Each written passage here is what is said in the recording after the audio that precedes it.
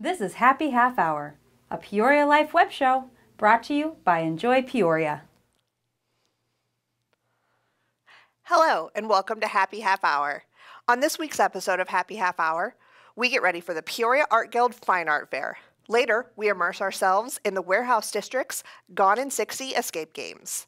We will also fill your free time with some amazing events coming up this week. So sit back, relax, and let's have a happy half hour. Make sure to check out the 2019 Upper Great Lakes Regional Figure Skating Championships in Peoria, October 3rd through the 7th of 2018. Here's why.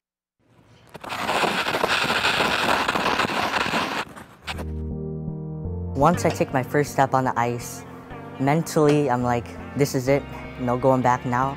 When you step onto the ice, it's just so smooth and relaxing. I like the adrenaline rush when I'm on the ice. It's amazing to see athleticism and artistry blended together in skating. Art is just the expression of skill and creativity. But when you try to incorporate the grace of it and the choreography and make it look effortless, that's where that art form comes in. Each program becomes like a masterpiece of its own.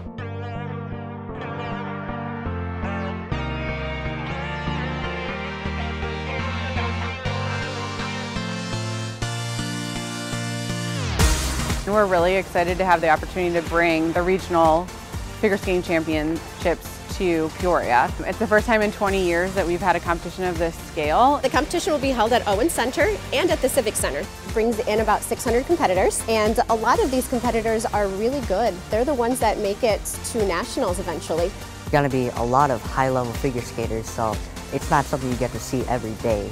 I expect to see some really good competitors and some really good skaters.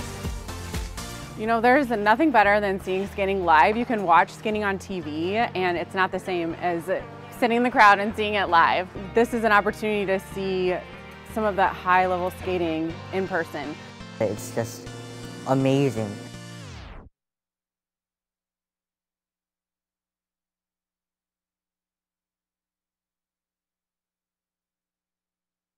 Head over to East Peoria's Levee District. This vibrant addition to downtown East Peoria is a destination for shoppers and foodies alike. If you've worked up an appetite, stop in at Jersey Mike's, Red Robin, or Crust Pizza. The Levee District is right off of the River Trail, which means you have access to nearly anywhere in East Peoria from your city cycle bike. Do you want to find out more about what's going on in the Peoria area? Well, check us out at enjoypeoria.com.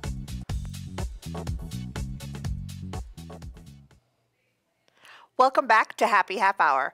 The Peoria area is quickly becoming known for its amazing art scene. Every year, local artists, as well as artists from around the world, get together for the annual Peoria Art Guild Fine Art Fair on the Peoria Riverfront.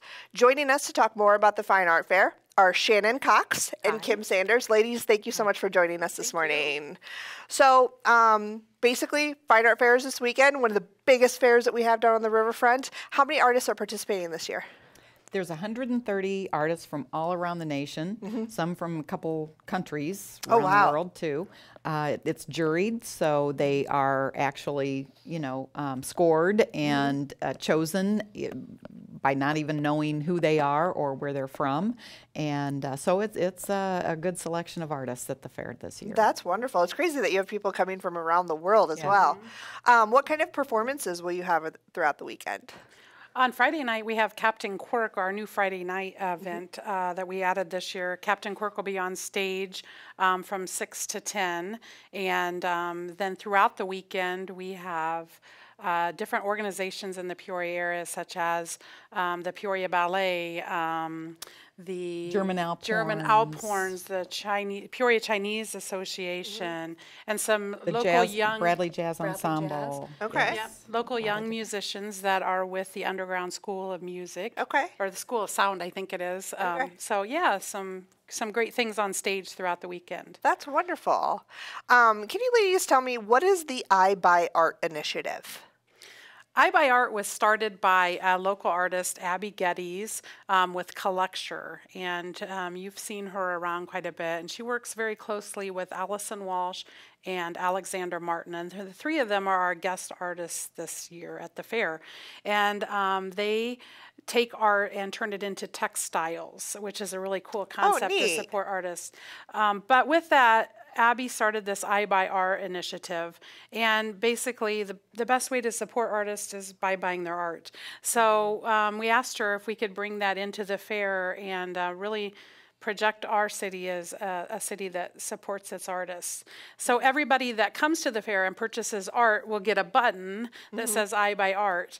And we have a lot of hashtags and social media frenzy around it. We also have a fake wall or an Instagram wall that people can take their picture in front of and show off their art purchases so that we can have some fun with that. That's wonderful. Yeah, because I think it's very easy, especially, you know, with the Fine Art Fair and the different festivals that we have, to just kind of grab a drink and stroll through and look and that sort of thing. You know, I think it's wonderful. You know, let's promote, like, these pieces are up for sale. Exactly. You know, that's wonderful. Exactly. Can you tell me what the I Buy Art contest is? Oh, absolutely. Yeah, so there's a contest attached to this? Yes, this is a lot of fun.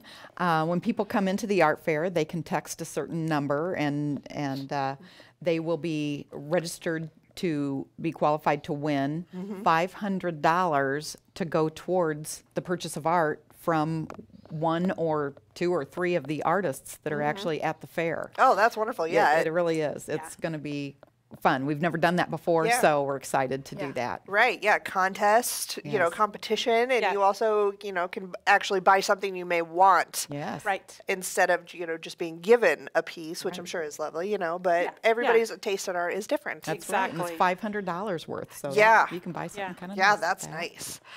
Can you tell me about the Kids Alert Festival and the interactive mural?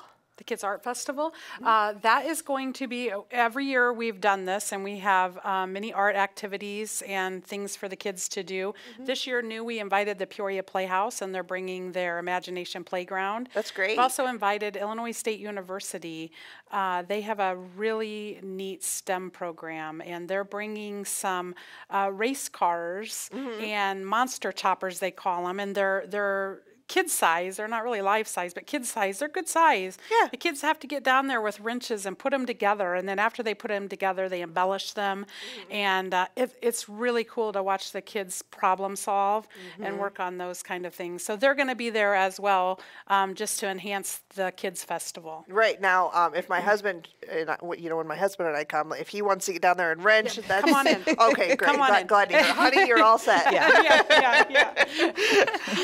Now, about the interactive mural, how does that play in? That's more for adults, and that's where we have our balloon mural that you've probably seen all over town with the balloons, and they're kind of carrying the houses away. That's by our feature artist, John Lieben. Okay. And so we have our large community mural that we put together by, you can paint a tile, and then that tile fits with all the other tiles, and all of a sudden you have a community mural, and that's for more the adults to do. And then the kids have the kids art festival that has all their art projects, and then the things that Shannon talked about. And actually, the kids festival this year is going to have some smaller scale murals. Oh, great! It's always been a thing that the kids are kind of, we can't do it. So Misty Barnes is our board member that handles the kids art festival, and she's going to have some smaller scaled ones. That's wonderful. So really fun interactive stuff for the whole family. And this year we're thinking about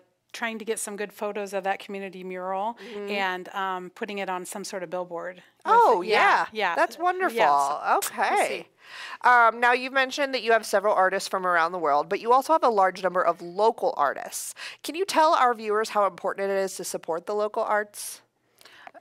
It's very important. It's very important. Without question. It's so important, we're speechless. One of our biggest things this year is that we want to really project that we have a wonderful arts community in Peoria. There's several really great organizations, and we wanted to let everybody know what we have. So maybe they'll come back and see more of it.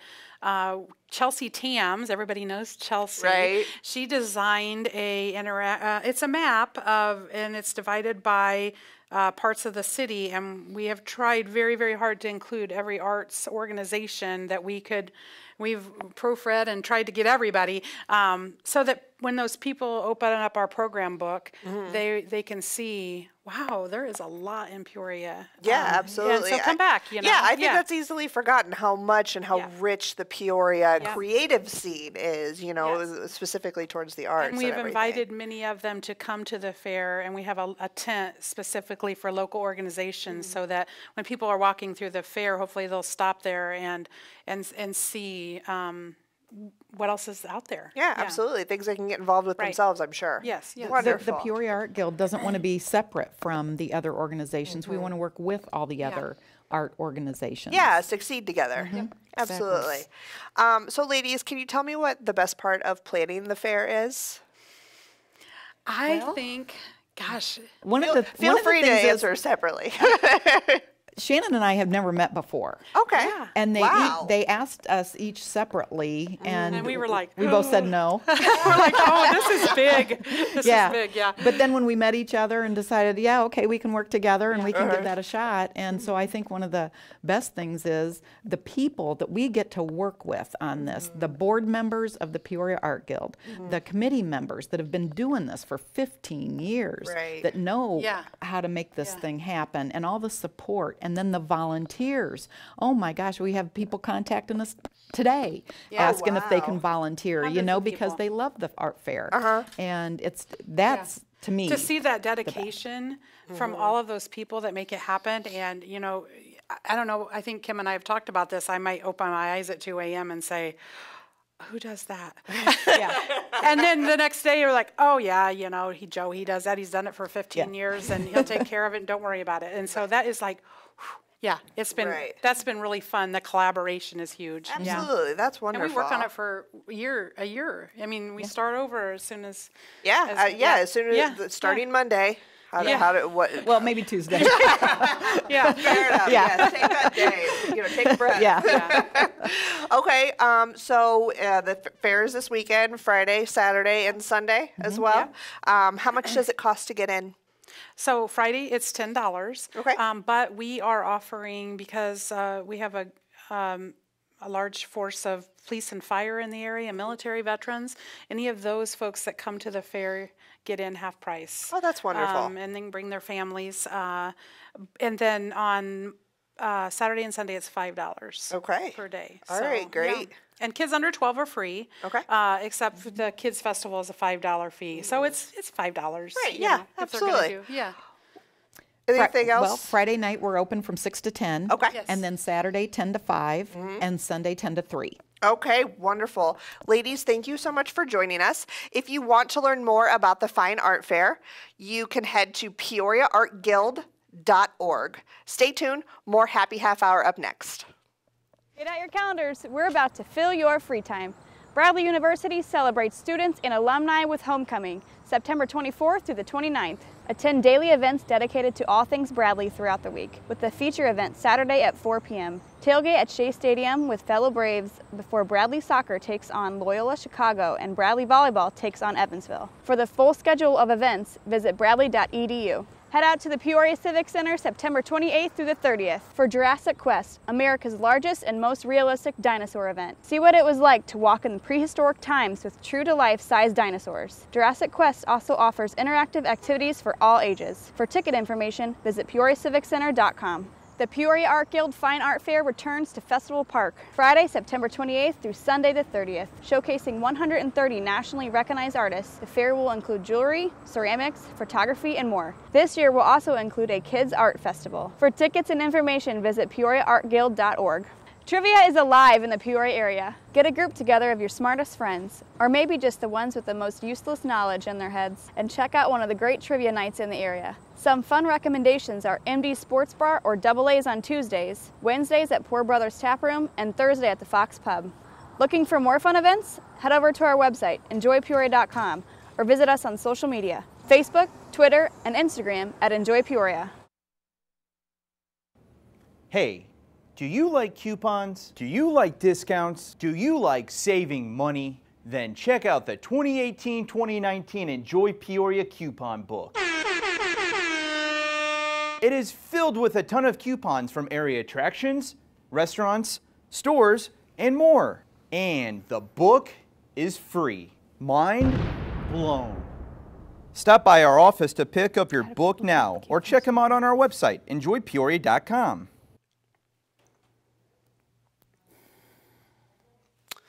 Welcome back to Happy Half Hour. The concept of the escape room has really taken off in the Peoria area by storm. There are plenty of fun escape room adventures in the Peoria area, each with its own theme, its own flair. The one that really started it all, though, was Gone in 60 Escape Games located inside Peoria's Warehouse District. Joining us to talk more about Gone in 60 are owners Sarah Fickus and Matthew Reuter. Thank you guys both for joining us. Hey. So you guys have been open for a year now. How's it been so far? It's been really great, actually. Having a year under your belt, you kind of know the way the market works and how people like to have fun in the rooms, and it's just been enjoyable, quite honestly. Able to like kind of test the waters, know what's working and what's not. Yeah, this whole first year, of course, has been trial and error and seeing what people like, what people what not necessarily not like, but what to tweak and everything like that. Yeah. Feel like you finally got it down a little bit. Excellent. So right now, how many rooms do you guys have? We have 3. 3 rooms. Okay. What about this? Some of the experience that you can have. Like, what will someone experience when they're with you guys? We pride ourselves on immersion, so we put a lot of attention to detail. Our 3rd room that we just opened on the 15th, the theme is a morgue. We procured real morgue equipment, and when you get into the room, you feel like you're in an actual morgue. So it's not scary, but you're immersed. So be prepared for the smells and sights that you would normally experience. It gives people more of a reason to try to get out as quick as possible, right? Yeah, yes. Definitely. Our whole goal has always been to create this environment that people maybe feel a little uncomfortable in. I mean, that's kind of the point. We want it to feel as real as possible, make it feel like a challenge. It's kind of hard to produce that, when people know that things aren't real. So trying to produce that kind of feeling, that challenge, that anxiety for people is a challenge, and we're up for it. We love doing that. I'm going to say, why is that your guys' thing, the immersion, wanting to theme it as real as possible? We've had experiences with other escape rooms, and when we did it, it's usually in an office space, and you just don't feel like you're in the element of what you're supposed to be in. So we have a haunted house background, so we used to do a haunted house in Pekin, Dungeon of Darkness, and we have a lot of experience with that, and we knew we could bring that immersion from the haunted house to this. I feel like that's a good branching point, doing the haunted houses. Right? It is. I mean, you're providing an experience in a haunted house, albeit a scary one. So it's a little bit of switching gears, but it's still providing that alternate reality for people in a very creative and fun way. Yeah, I mean, you want to feel like you're actually there, and it's not like you want to be authentic as possible. Yes, that is always our goal. Excellent. Especially with building the morgue. It took a little bit to get it. Yeah, it took 8 months, so. I mean, talk about how long it takes to go through the planning process of knowing the theme and from the concept to opening. Like, what all goes into it? Well, the main thing is we want a consistent story and something that's logical. We don't want to just throw puzzles in the room. We want the story. So we have a really solid story with the morgue that you go through, and we try to make sense of all of our puzzles so everything fits together. Yeah, so everything that you're doing puzzle-wise fits the story and makes sense. And so that was, of course, our goal from the get-go, but we had just a couple of ideas in mind for the morgue. And then, a lot of creative team meetings. We include our employees with working on things, and, everybody's got their ideas, so we definitely include our employees in the process. And there's a lot of weekly meetings and going through things and hashing things out and trying to think of every possible perspective of, okay, well, this would be really cool. Okay, but how many different ways can it be interpreted by the customer? because you basically have to think of everything that could go Yeah. wrong or right or Yes, yeah. yeah. So it is quite a process, and that's just the creative part of it. That's not the building, which we go to extreme lengths in our building process. But it feels like it's something, like it seems like it's something that's really fun for you guys. Like it's a long process, but it's a fun process because it's what you definitely guys like worth to do. it. Yes. Yeah. Yeah. So how many people can be in a room? Like, let's, if you want to do a reservation, how many people can usually get in? So we take as small of a group as 2. Some people think they have to grab or get a big group together. That's not the case. You can do it with just 2 people, but there is a max of 8 in the room. So larger groups, we usually, split you into 3 different rooms now. Before it used to be 2. So we can host up to 24 people in an hour. Which is perfect. Like, a lot of people think, oh, 2 people, they're never going to be able to get it done. But, you get too many people, there's that group think, like, oh, yeah, that should probably work. Or you get the exact opposite where everyone's just, like, arguing with each other and you don't get anything. Yeah, we've seen it all. Yeah, we've seen it all, yes. I've been in the groups of 4, and I've been in, like, a group of 6 or 7, and the group of 4 probably worked. Well, even my fiance and I have just been in one room together, and it worked a lot easier than have a larger group. Yeah, we do rooms by ourselves, and we also do it with our 5 kids, so it can be really interesting. But, along with that, you guys also do team building. Talk about how Gone in 60 is kind of like the perfect place for a team building exercise. It is such a natural team builder inside the room. I mean, you're working together to try to solve a puzzle, so it all feels very natural because you have to communicate with each other. You have to talk about what you're doing. And it doesn't even feel like a team building exercise. So that's kind of the beauty of it, is that these people are having fun, but yet they're honing their communication skills because, there's talking about what you found, there's reassessing, there's, divide and conquer, and my favorite, share. Sometimes people tend to hog things, and it could be something so simple as somebody just didn't see the combination right or the lock right, and they have the right code, but they didn't get it open, so that double checking of somebody else's work. My favorite part is giving the communication feedback to corporations and organizations and saying, you guys did this very well. Here's where you struggled a little, so you might want to work on that aspect.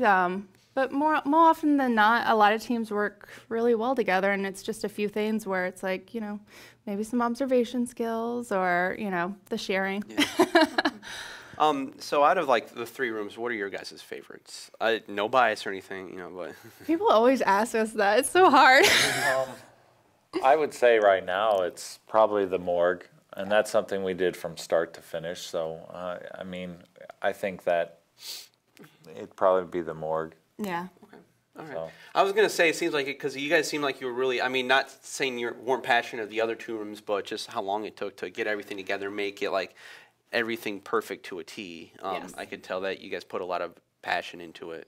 The first 2 rooms, we purchased them from another escape room business down by St. Louis, and so we made them our own. We changed them about 50%. Yeah, they've been changed quite a bit. And they're not storylines that are sold, across the United States. So we're passionate about those because we made them our own, but this one's 100% ours. We didn't. From start to finish. Yeah, we didn't use anybody else to write the story or anything. Or any of our technology. Matthew can do a lot of things in the room, from set building to technology that we have built in.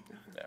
Well, I know that, like I said, you guys are located in the warehouse district, and you guys were really one of the first main attractions, like an attraction venue to decide to open up in the warehouse district in the last, in the resurgence of it in the last few years. What made you guys want to pick that? Your location in the warehouse district? Go ahead.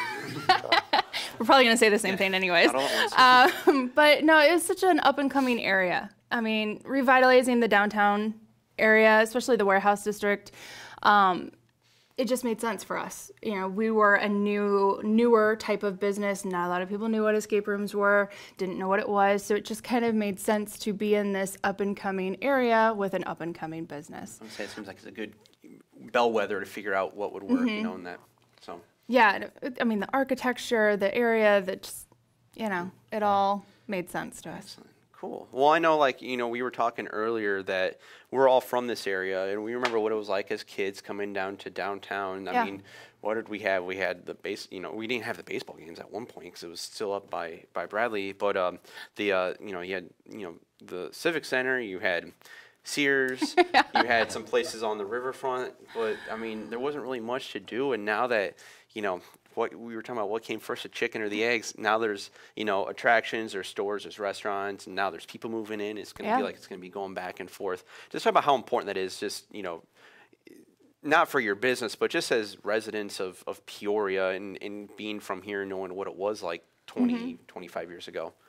Yeah, it definitely makes you feel very proud. Very proud of the area. Proud to be part of it and contributing to that. To see people walk by with their dogs or going for a run and seeing that around our area, especially since we're in an apartment building. And like First Friday events, and seeing people come out for that, seeing people go around the corner for Whiskey City and the Pottery Wheel. And it's just really nice to see people walking down in that area and having a good time and seeing that. And exciting to see all these other places open up, right? Oh, for sure, yeah. Excellent. Well, am I missing anything? Well, we just, we would like to talk about a new venture, but can't talk about it yet. But we do want to let everybody know that we will be bringing even more fun to the downtown warehouse district area very, very soon. So everyone has to be on the lookout for some cool new things coming up. You don't have to drop any hints. I know we're not ready to go public, but we're really good at keeping secrets. Well, and that's awesome. Well, some of us are. It's awesome that you guys want to invest more in the warehouse district and seeing other people that want to invest in it too. Yes. And there seems like there's a lot of people that are all in it, which is great. Yes, For someone we do. Like you guys, me being from here, I love seeing this. So, well, thank you both for joining us. And if you want to learn more about Gone in 60 Escape Games, or maybe make a reservation for one of the rooms, you can just head to their website, gonein60.com. Stay tuned. More Happy Half Hours next. Hi, I'm Chef Jeff from Boyd's Steakhouse at the Paradise Hotel Casino, and today I'm going to show you our signature scallops.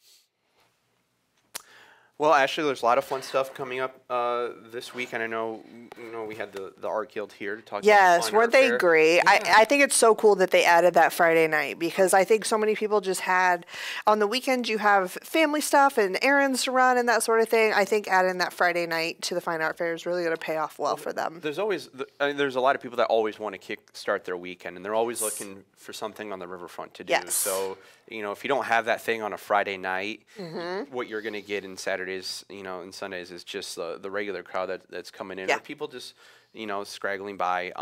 But no, I agree. I think it's awesome that they start up that Friday, and it's just such a cool event. I mean, have you been to it? I've walked. Walked around and everything. It's really neat. Even if you're not like the biggest purveyor of art, right? It is cool to see some of the stuff, because even if you aren't a huge fan of art, you're still like interested, and you're still like. And I think it's a really great way, like, for people that may not necessarily think they're a fan of art, you are. You just have to find the thing that you like. And what's great about the Fine Art Fair is they bring in, there's so many artists and so many opportunities that everyone can be a fan of art. You just have to find what you like. Yeah.